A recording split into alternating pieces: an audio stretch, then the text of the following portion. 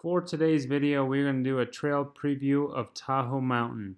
So just to have an overview of this area, we have Highway 50 coming in here, and then heading towards the casinos. And then this changes to Highway 89 heading through Camp Richardson and towards Emerald Bay. Tahoe Mountain sits here at 7,235 feet. There are 3 to 4 main access points to Tahoe Mountain depending on where and how you want to do this hike and or bike.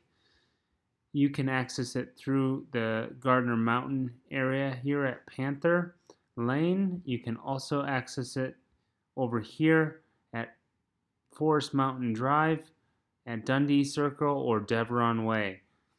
For today's video, we started from Deveron Way. We completed the Deveron connector up to the top of Tahoe Mountain, and then we had a loop down to here and back down to our starting point where our car was at. It is approximately 400 feet of elevation change up and down and 2 miles. There are many ways to extend this hike further if you want to explore more.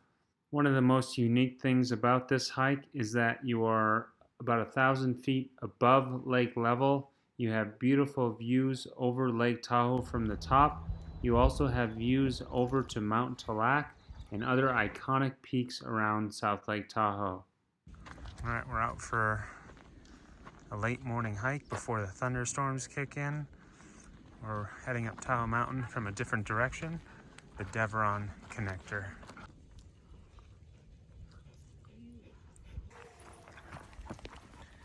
The crew is back together. They're happy to be out.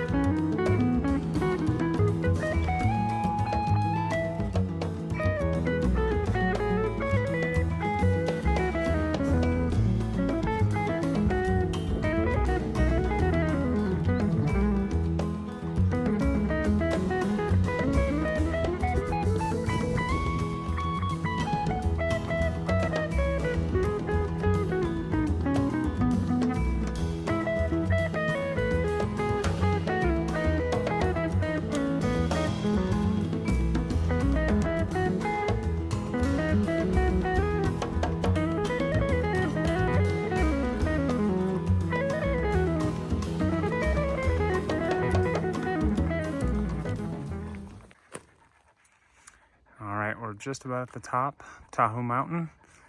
and from a distance saw this guy. So it must have been an old vehicle that someone tried to four-wheel drive up here, I would guess, but maybe someone else has more history behind this guy. Here we are, cresting the top. Start to get views into Lake Tahoe.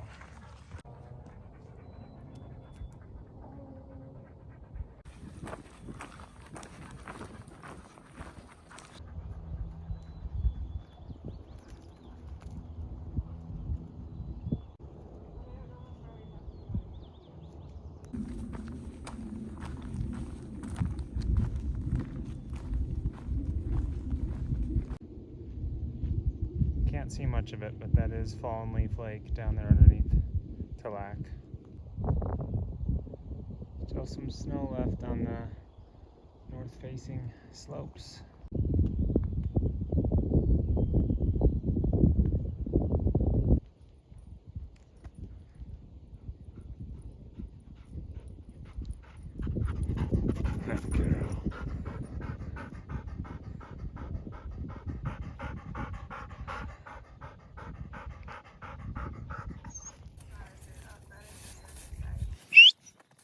That's enough.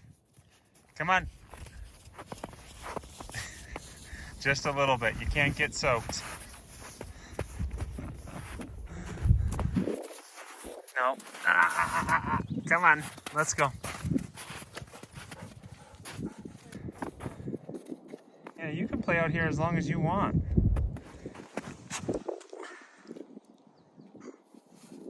Yeah, me.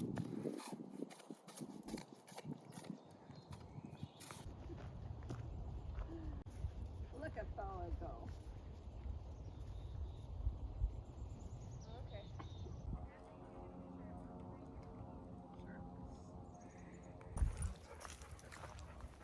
So we have finished the Devron connector, and we're linked back up now with the true part of Tahoe Mountain, and then we'll be coming to the junction shortly of basically the north and the south forks of the Tahoe Mountain Trail. Alright, so just as a reminder, we started from here, we've worked our way up, and we've come down to this point here, and we're about here in this point of the video.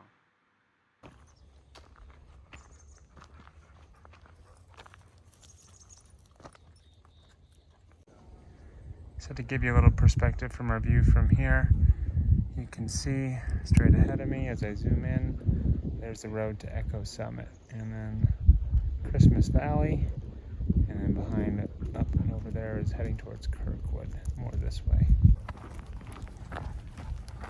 Alright, so we're coming to the junction, and so basically if we head straight ahead, this will lead us to the north side of Tahoe Mountain, and looks like probably if you go the north side, you're still dealing with a few snow patches here and there. If you go right, that will lead us down to the south side, and there's actually even another fork there where you can either go south side Tahoe Mountain or a trail called Valley View. So as you come to the junction right here, what I'm talking about is that as you face it, if you take the left junction, you will take the south side of Tahoe Mountain. If you take the right junction, you will come down what I would consider the Valley View Trail, which will head us back towards the Devron connector.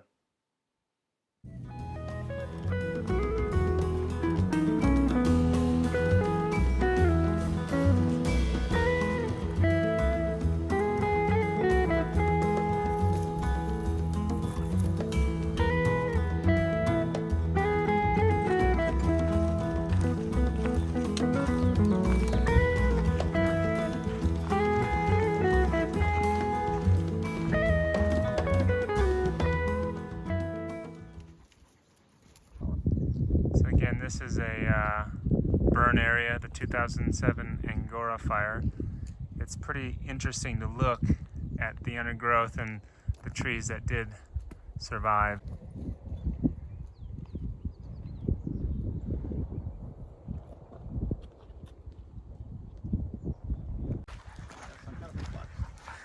Alright, so this is the cutoff now. If you go left, as you're heading down the Devron Trail, if you go left, that will actually turn into what they call Valley View, and head all the way down to the flats there and Lake Tahoe Boulevard. And then if you keep going straight, this will take you to Devron Trail. So these are 1 needle per bract. Jeffries have three needles per bract. So this is a Jeffrey, young Jeffries. Okay, so you can start to see some of the newer growth after the fire coming up. You see the ones that survived up higher there, and then you see the newer stuff coming up here. Another different feature to these areas is that what we've just come through is all south facing, and we're just swinging, as you can kind of see the increased greenness in this area. We're swinging to the west facing slope, so hold on to moisture a little bit better. So things are a little greener.